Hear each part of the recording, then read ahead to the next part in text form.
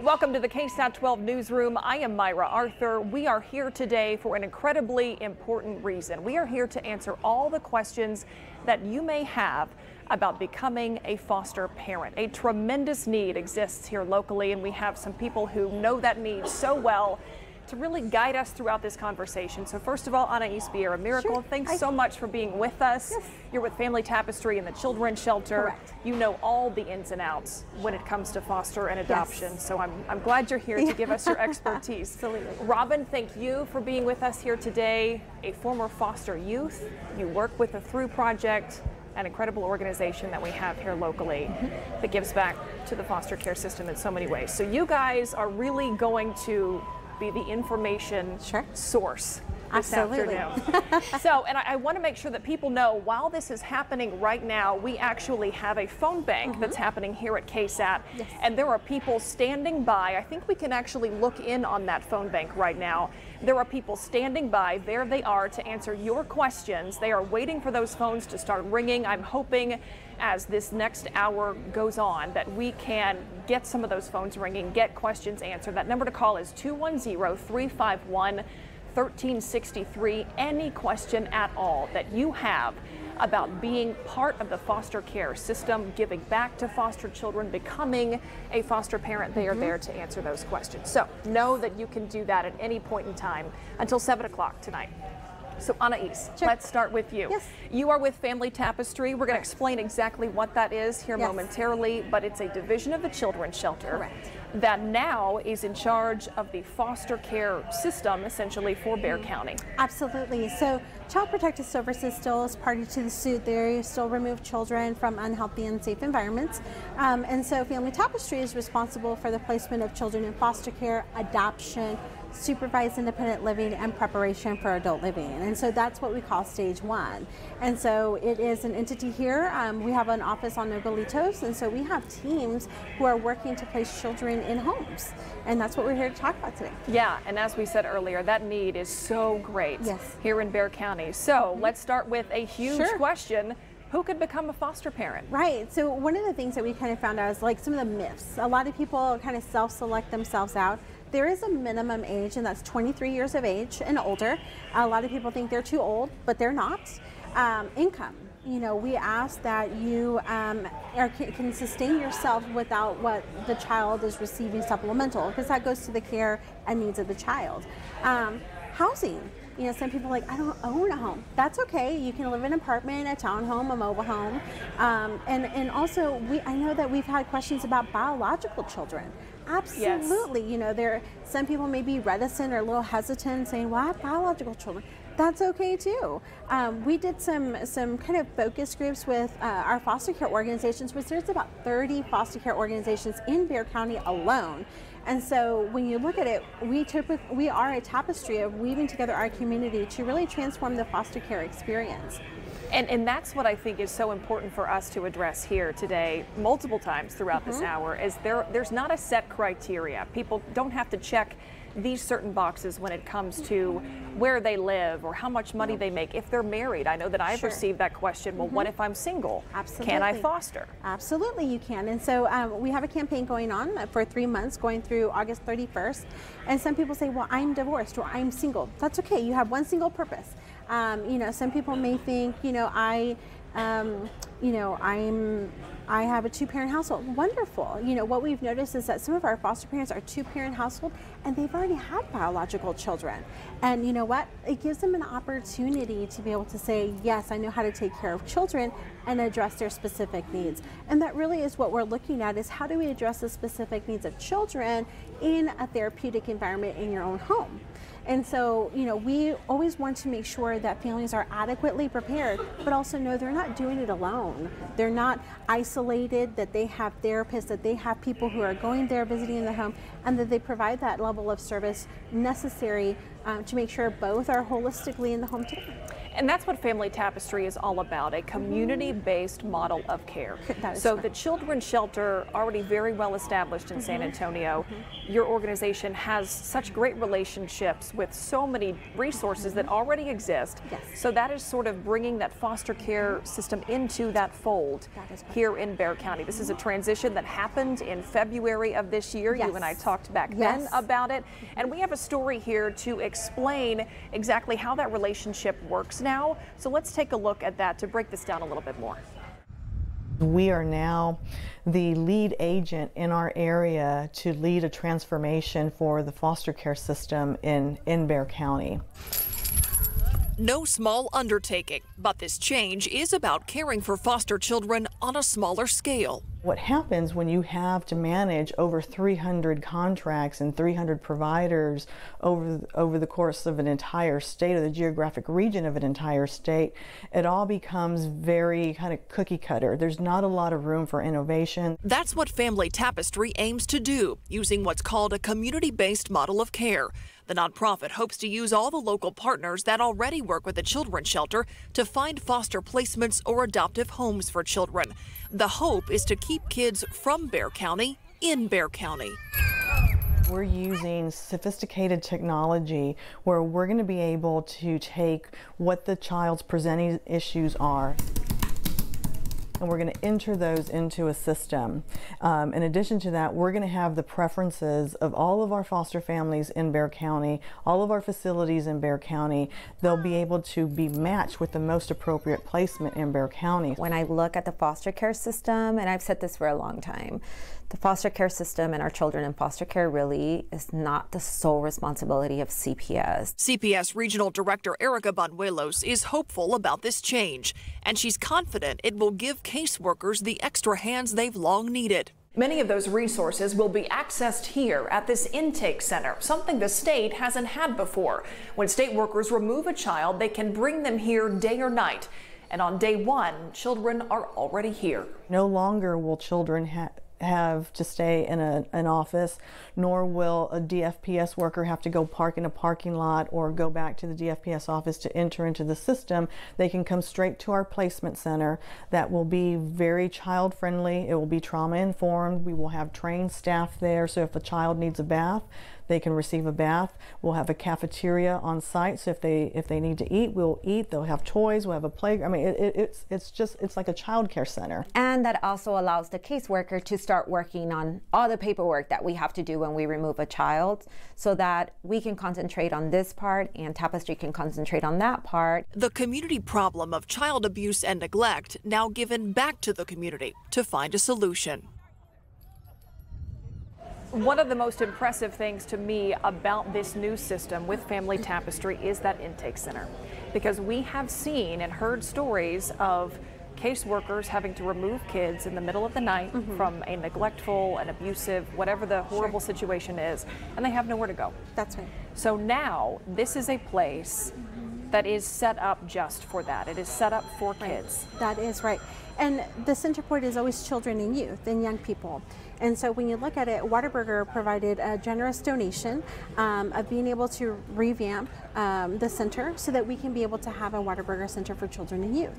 And so with the intake center, it is the first of its kind in Texas, where there's a central location where children can come in at any time and date with a Child Protective Services investigator. So there's a central location where they can go ahead and start doing the paperwork, and the placement of the child can take place. And so again, it's understanding the needs of every single child who comes into care. And so now a centralized location exists, and so it alleviates a little bit more of that burden on the CPS investigator, because when we came together with CPS, we're understanding what are some of the pain points and what are the challenges, but what are also the opportunities. And so that was an opportunity. Robin, I want to talk to you now about your story, because you're such a great resource for this hour because you've been there. So you can explain to people the need that exists. So tell me your backstory. How did you end up in foster care? Okay, so my original case started when I was 3. And so from the time I was, I want to say 8 or 9 until I was 19, it was a series of staying at family's house, friends. I met my father for the first time when I was 12. It was just kind of being place to place, and then I was put into foster care. So the last case started when I was 16. And so when I was, I think 3 weeks after my 17th birthday, they came and they actually took me. What's funny is that the night that they took me, the day after, we were actually getting evicted. So I'm very much into this, you know, I really think foster care really saved me. In that sense, it kind of picked me up right when I needed them to. And then from there, I was put in a kinship placement, which is a placement with a family or somebody related to me. And then a few weeks later, I was removed from there, and I was put into, I was originally in a group home, and then I was in the kinship. And then from there, I was moved to a foster home. And then a few weeks after that, I was moved to a different foster home. Oh so I had 4 placements in about 5 months. Wow, 4 placements in 5 months. The teen years are tough enough. Yeah. And then you had that kind of inconsistency. What was it like for you just going from place to place in such a short amount of time, especially? It was really frustrating not being able to kind of control that. It was just kind of like when they didn't want me there anymore, or when it was time to move me, it was just like, and then I didn't get any kind of warning. It was like, nope, okay, you're going. You're leaving, it's time to pack your stuff, let's go, come on. How did you find out? How did you know, okay, I'm going, and where am I going to? My caseworker would show up and tell me to pack my bags. Wow. So and then we would go on to the next placement. Did you ever have what you would look back and call a successful foster placement? I mean, a place that you enjoyed being? The last placement that I was in, I actually ended up staying there for over a year. So that was, I was in extended foster care, so they let me stay after I was 18 so that I could finish high school. So I would consider that my placement. I had a really good foster mom who was really patient with me and really let me stay, and because she knew how much I needed it. And then I was actually able to graduate. You know, I walked the stage, and then I was able to kind of go into college, and it was super exciting because I wouldn't have had that if I would have left foster care right when I turned 18. I actually turned 18 in my junior year, so I would have been a dropout if they didn't let me stay. So for people who are watching this thinking, you know, how can I take part? What can I do to make a difference? What do you feel like a foster family needs? I mean, there's such a variety of people's home lives, and you know, whether you're single or married, whether you have biological kids or not, what do you think every foster parent needs to know or needs to be prepared for going into this? I think regardless of, you know, age, income level, marital status, I think the most important aspect of being a foster parent, whether you're doing it by yourself or you're doing it with a loved one, is just that be patient. Just kind of try to understand, and just, we're both going to be able to figure this out. You know, you may be a new foster parent. I'm maybe new at being a foster kid, so just kind of being able to be understanding and just kind of walk that path with them and just kind of be there and fill in what they need. And you know, every kid's different. They all need something different. For instance, I needed somebody patient. You know, I was very cynical. By the time I was 17, and my foster mom was amazing in that she was just patient. And so no matter kind of what I threw her way, she was always like, I got this, just rolling right off the back there. And so she was really amazing in that regard. And I think just having that patience, just determined to want to do and want to help us, I think that's all you really need. And we have actually received some questions about what are the realities of becoming a foster parent, taking in a foster child. I mean, these are all children that have been removed from their homes. Clearly they were not in an ideal situation. So they have been through some kind of trauma. And again, everyone's situation is going to be different, but that child is coming into a very uncertain environment. They don't know the family. They're probably still trying to process what just happened to them. So what do potential foster parents need to know about that kind of volatile situation? Sure, I think going to Robin's point is being patient, being mindful of recognizing that for you, you're a stranger to them, and to recognize that, and that's okay. But to also recognize and be mindful of the youth or child's perspective. Everybody will relate very differently to trauma. They'll deal with trauma very differently. And for that foster parent to recognize that, to understand what trauma symptoms will be, have patience, be present with the child or children in your home. And so being able to work through those and be patient. I think Robyns really touched on being patient. Yes. That takes, I mean, that's with absolutely. any parent as well. So. Okay. We do have some questions that we got from viewers that I want to go through here. And again, you know, people are likely tuning in as we go here, so we're going to touch on things more than once, so we make sure we get these points across. One person asked, I am 59 years old. Could I be a foster parent? Absolutely. You don't have to, there's a minimum age of 23, but not a maximum age. As long as you are physically healthy, emotionally healthy, we do background checks on everyone. Make sure your home is safe and make sure that you are entering in this not to necessarily save a child's life, but a lot of youth that we've engaged with have said, I want somebody to coach me, mentor me. I want them to be there with me every step of the way, you know, to maximize my potential, foster my confidence.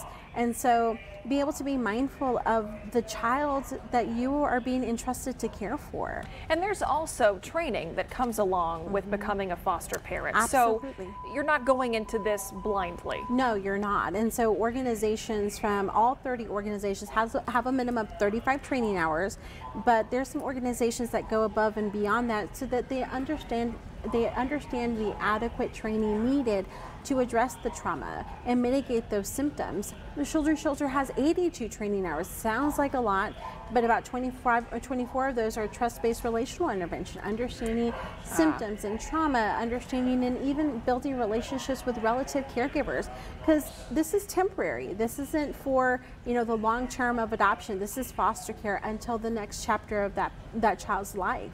And I think that's something to note too, is that this is temporary. So does a foster parent go into this knowing how long that they may have a child in their home?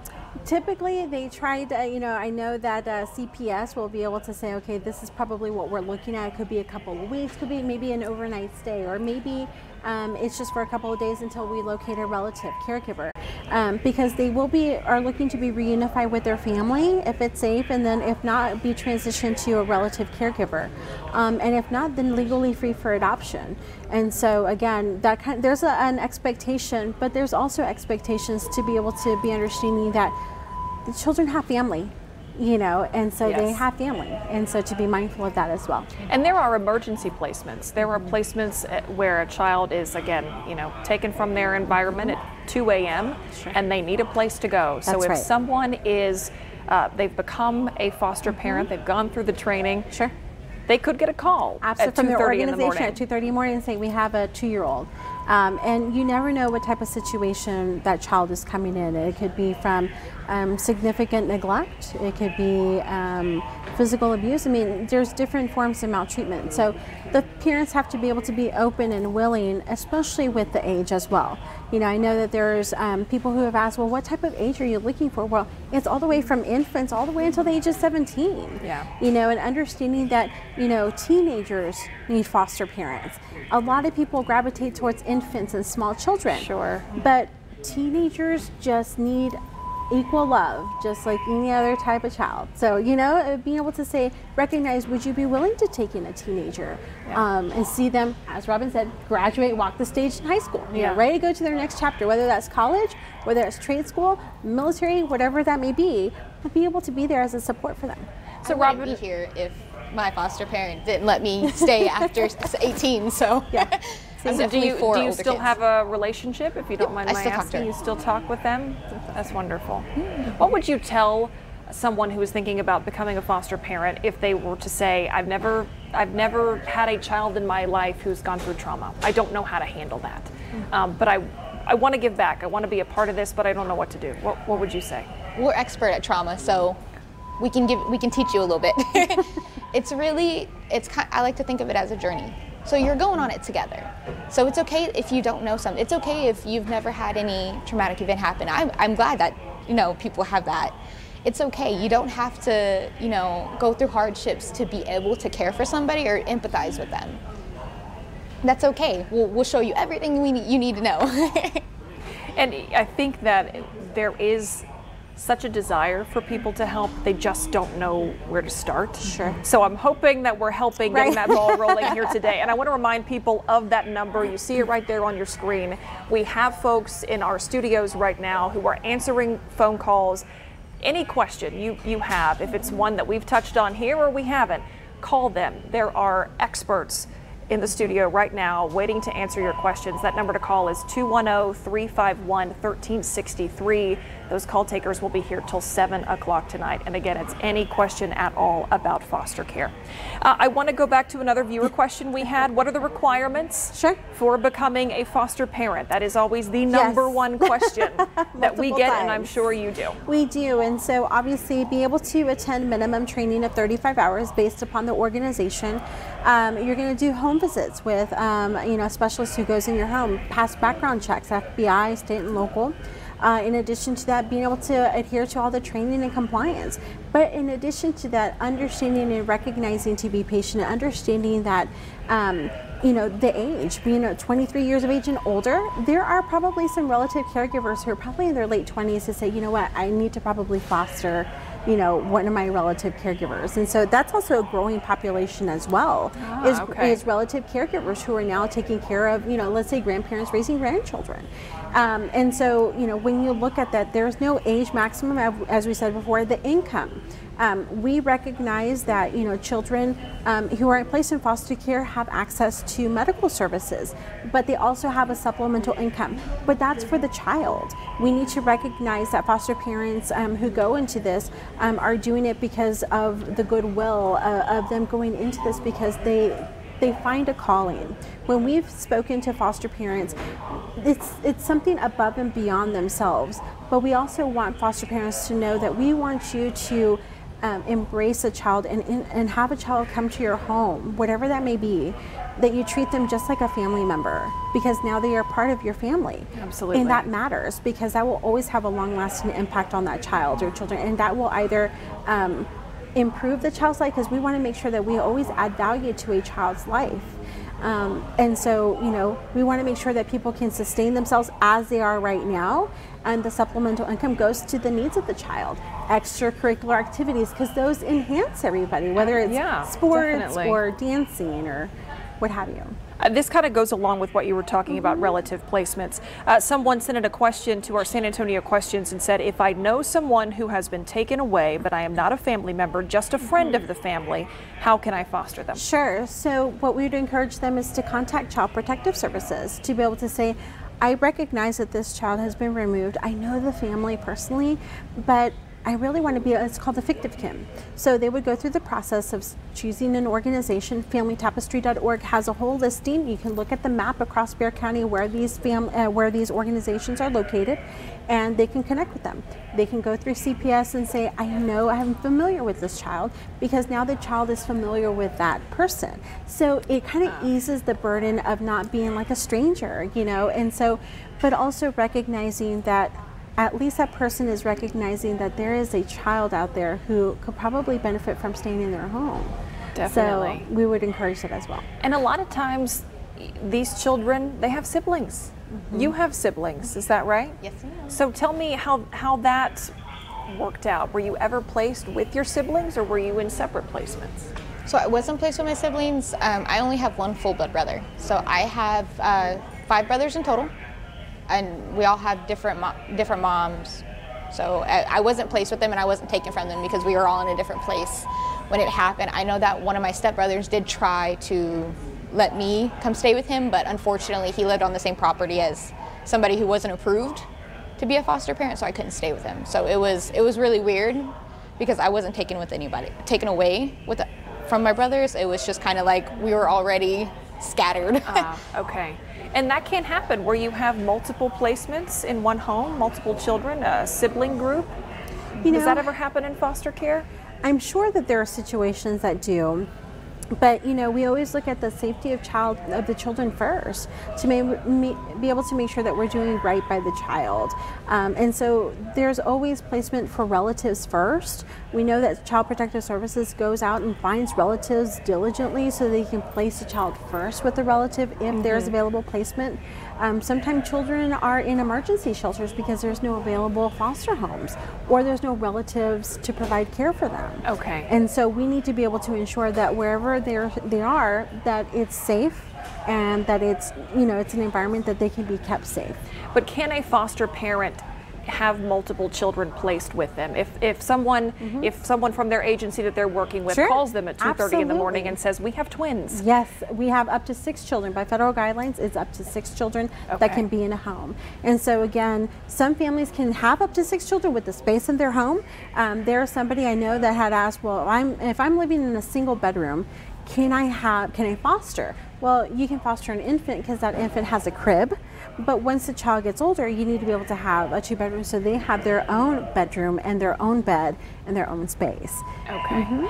Another big question that I hear people Sure. ask all the time is, can a foster parent specify, I would like this age and younger or Yes. older? Can they specify the gender of the child? Absolutely, absolutely they can. They can specify the gender, the age, and we want them to be very honest. We don't want them to say, I will take any child. We want them to understand and be mindful that when they're going through this journey, as Robyns said, is to be mindful to understand what type of children are they willing to accept in their home. We will share with you what we've recognized under community-based care since February 1st of 2019 is that we need foster homes for children with primary medical needs. Maybe that's a child on a feeding tube. Maybe that child is autistic. Maybe we have children who have emotional disturbances, older youth, sibling groups up to 6. You know, it is not unusual to have large sibling groups in San Antonio. That is fairly common.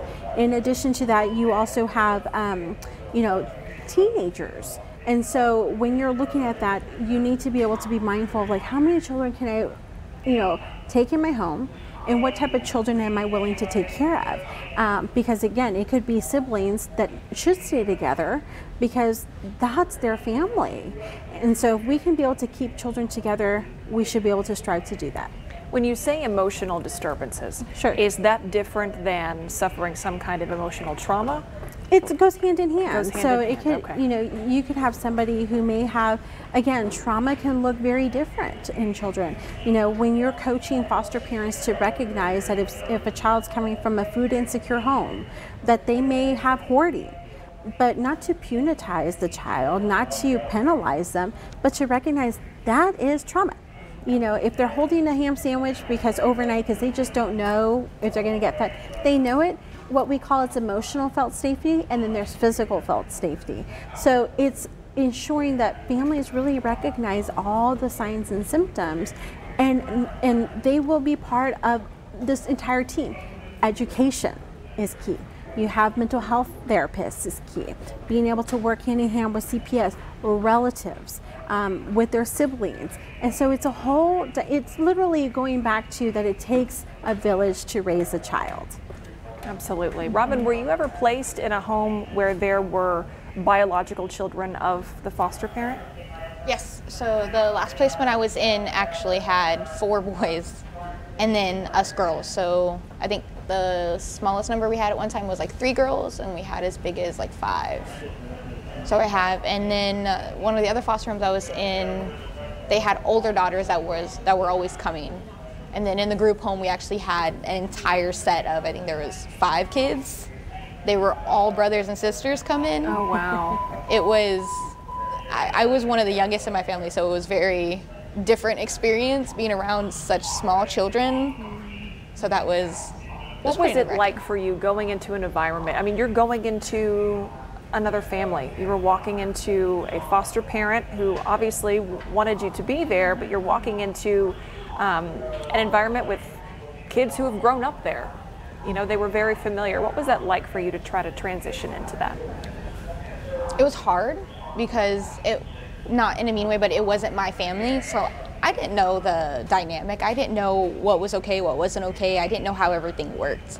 And then I also had the other foster girls who were like, they're from different backgrounds, they're from different places, and just trying to figure out how to make it all work and like flow together was really just challenging, and it was really nerve-wracking and stressful sometimes because I'm just like, I'm so used to things my way and the way that I grew up with, and then it was being thrown in the situation where I have no say no anymore. It's all about what they tell me to do. So it was just like, okay, especially at 17, you know, by then you're kind of making your own decisions and stuff like that. And then having that taken away from you was really hard because it was kind of what they said. And then it was, they would be allowed to do things and then we couldn't because of the guidelines placed on us or the limitations placed on us. So it was just like, there was unique challenges in that regard to being placed in a home where they had biological children.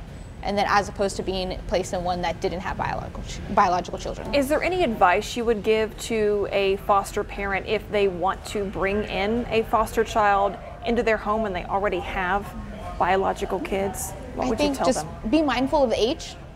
Talk to your kids, make sure that they're open to this and they want to do it.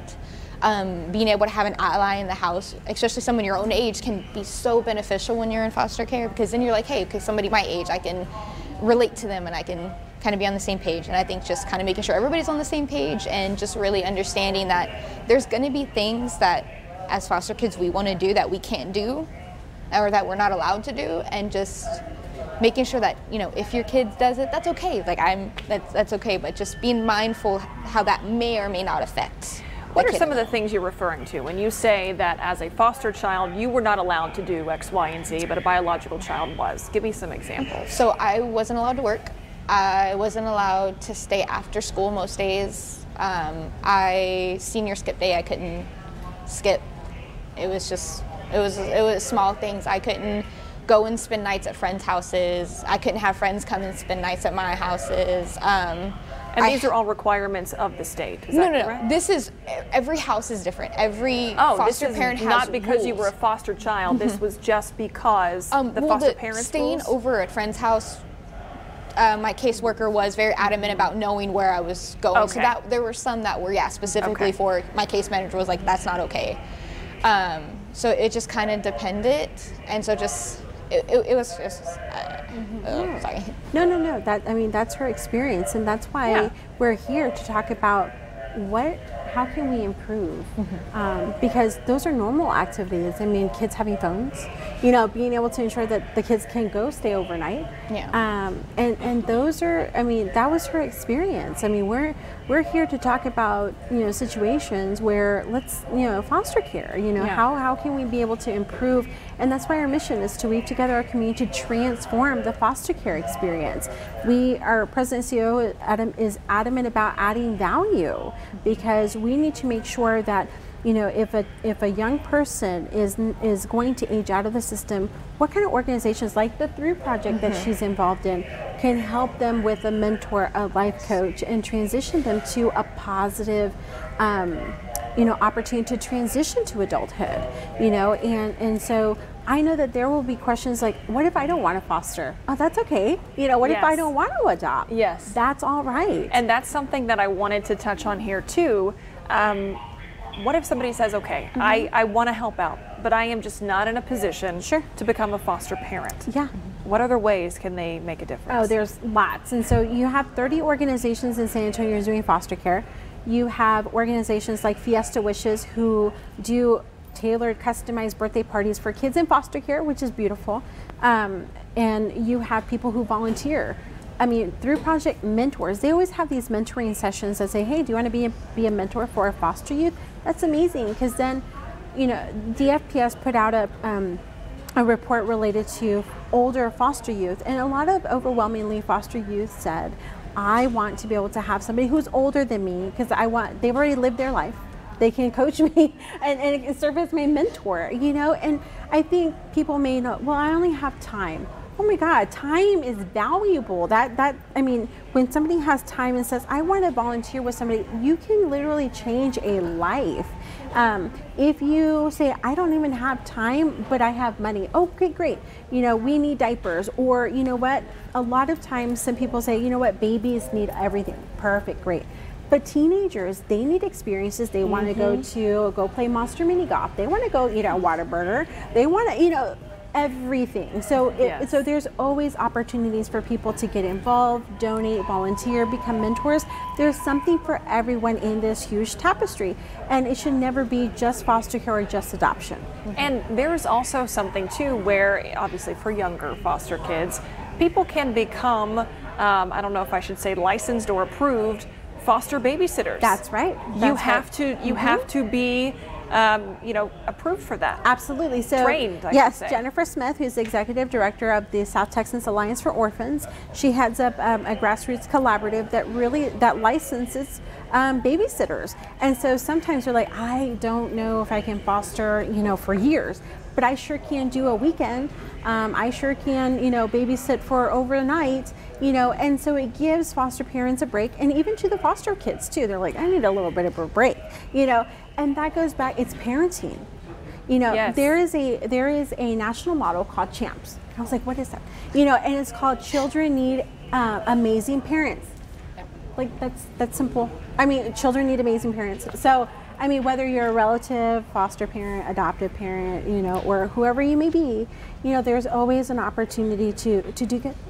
Yeah, I actually have relatives who have gone through that process. They have become, approved foster babysitters. And you don't think about that. You don't think about if a foster parent takes in a child, they can't call up their friend and say, hey, come over, I need to run these errands. Can you watch the kids for a while? Doesn't work like that. Yes, it's much more complex. So that's another way that people can help out. And we have the website up here, familytapestry.org.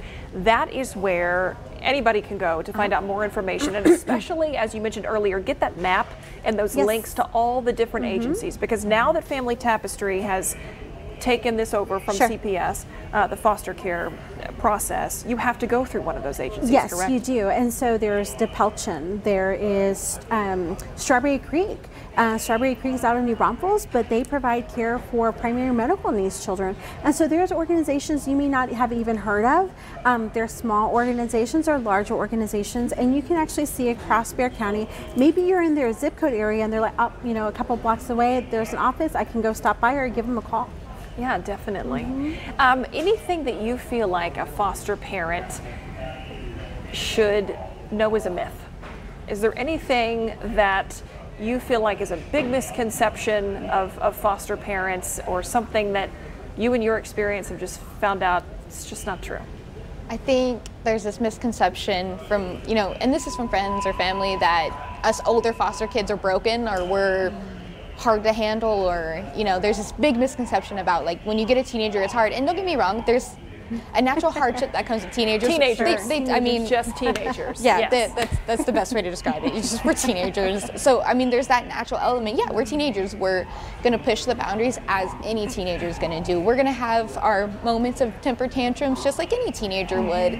But I don't think that we're broken or we're any less good than a 2-year-old or a 5-year-old. So I think that's kind of the biggest misconception that I've heard personally. And sometimes I think there's the mentality of, well, this teenager is 16, in a year or 2 years they'll be out of the system. Should I bring them into my home? What would you say to somebody who is not sure about the age? Definitely. Like I said, I went in at 17.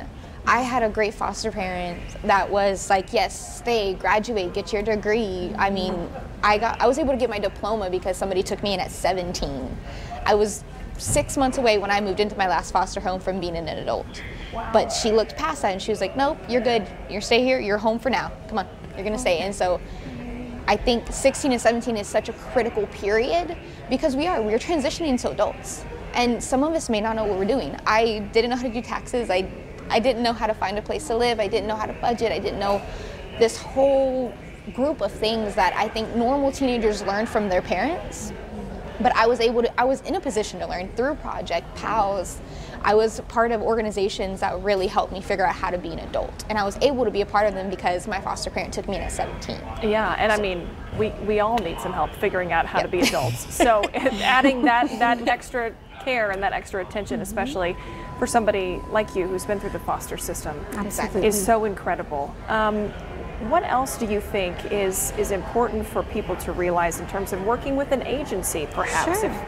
I mean, that's something a lot of people haven't done before, especially if they're curious about doing this. There are some organizations that are faith-based, there are some that are not faith-based, there are some that are really large that have a national footprint, or there are some that are local, or there are some that are statewide. There's some you can take your pick. That's right, and so it really is depending on how you fit with their culture and vice versa. But also ask questions, be thorough, come with your questions, speak to them about their process. How long does it take to go through the entire foster care process? Some organizations take longer. We have families who may be military and who say, you know what, my spouse may be deployed, but can I still go through the process? And so we may say yes, but then also they have to do the training as well. And so recognizing that, you know, we are such a diverse city that you're going to see the diversity in the foster care organizations. And so there are some Divinity Family Services, they pretty much specialize in relative caregivers. How do they work with relatives? There might be somebody who's watching right now who says, you know what, I've been taking care of my grandchild for the past few months or years. How do I become a licensed foster family? Maybe they're going to be on the road to adoption, but having that additional income can actually help them even preserve their family. And so it's really about just doing the research that would be best for that family. Finding your best fit. That's right. Okay. If there's one thing I want to make sure that we do here, it is to be as realistic as possible about the realities of foster care. And we got a question from a viewer that asked just that. What are the realities of adopting or fostering young children, especially if you're bringing them into a situation where you have biological kids? Right, I think Robin touched on that, is that, you know, to be mindful of the age. I mean, if you have an older biological child, maybe you could consider a younger child. You know, we've gone out and done presentations, and I remember a couple of months ago I had a few interactions where at high school, and we were doing a presentation to the high school students, and a high school student came to me and said, well, I actually had a foster brother and sister, and I actually treated them like my own baby brother and sister, and it melted our heart because he literally said, yeah, I was sad when they left. And I think a lot of people may have the question of like, I'm going to get attached to them. Why do I want to put my heart and emotion through it? Well, good. You know, we want you to become close. We want you to build those healthy attachments. We want you to build the bond because that's building trust. And so recognize that, yes, you will cry. Yes, you will have emotion just like any other parent would. But recognize that you're going to have a positive effect on this child or young person. I'll give you an example. The Bryant family has been with us for like 20 years. And they recently had a young man who did age out of foster care in their home, but he went to the Army. And so they were there when he was ready to go. So they called him their own child, you know. So again, recognizing that you're treating children as if, because they are your children temporarily in your home. And saying goodbye has to be so tough, but at the same time, these are people who cared for these kids. They want them to find a forever home. That's right. Whether it's to relatives, whether it's back home, or whether it's to an adoptive home, you showed and exemplified what love was. And so that child felt that, had the attachment, had the relationship, had the bond, and that's healthy. And now what if someone says, I just cannot let this child go. Sure. I want to keep them. I want them to be mine. I want to adopt them. Sure. It depends on what child protectors are and what their case is, right? Because maybe that child is not legally free for adoption. Maybe that child's going to go back home. But recognizing that we've had foster families still remain in communication with the very child that they were taking care of. And that's healthy because they've said, yep, they've already graduated, we celebrate birthdays. And that's good because it's not necessarily closure, but it's just another chapter in their life. And I think it's, again, we are working with children, we are working with young people. And so this has how you can maximize their potential for the next chapter in their life. Can you foster to adopt? Yes, you can. You can, and Absolutely. It all depends on the child's situation. It does, because sometimes, there have been situations that, unfortunately the parental rights are terminated. And so now the child or children are legally free for adoption. And so that foster parent, CPS may say, you know what, you've been fostering them, they're going to be legally free for adoption, and then they may say, yes, I want to adopt that child. And there are some foster parents like, you know what, we just foster. We foster and get them ready for adoption, and that's our role in life. And so there are opportunities to foster to adopt. And so does straight adoption happen? Yes, but it's not as frequent. So you will foster to adopt children. And so you may even have sibling groups that are going to be in your home, and maybe they're going to be, foster to adopt. But also recognize how you address the specific needs of children. I think very much so we always kind of look at the foster parents, but it's also about the young people and the children in the home. What are their needs and how can the foster parents, nurture their needs? I know we've mentioned it a couple of times here, aging out of the system. Sure. And for people who aren't familiar with what exactly that means, let's explain that a little bit. Sure. And I want to talk about the opportunities that are there for people to help foster youth once they have aged out. I know the Through Project does a ton of work with that. So what does it mean to age out of the system? So when you age out of the system, that means you turn 18. Or 19 if you're in extended foster care. I was in extended foster care, so I technically aged out at 19. So that's just when you legally become an adult. And so you can do one of two things. You can do extended foster care, which is they put you in, they have transitional housing that they can put you in. Sometimes you can stay with the foster parents you're with. It really just depends on you and your specific situation. And then you can leave. That's essentially what you can do. Mm-hmm. So whether that's go back with your birth parents, family, or just go, I know that right now about half of all foster kids right now are actually homeless within their first year. And that's why that need exists, to help out foster youth who have aged out and they don't have anywhere to go. That's right. They didn't have a great foster experience where they have a real solid support system. So how can people help out young adults who have gone down this path and still need direction at 19, 20, 21? So right now, between 18 and 20, youth can actually re-enter foster care. And they can get that transitional housing until they get back on their feet. But like by donating or volunteering with organizations like Family Tapestry, Through Project, these kind of organizations actually help foster youth. So they help us learn how to budget, help us find housing, help us figure out how to find housing.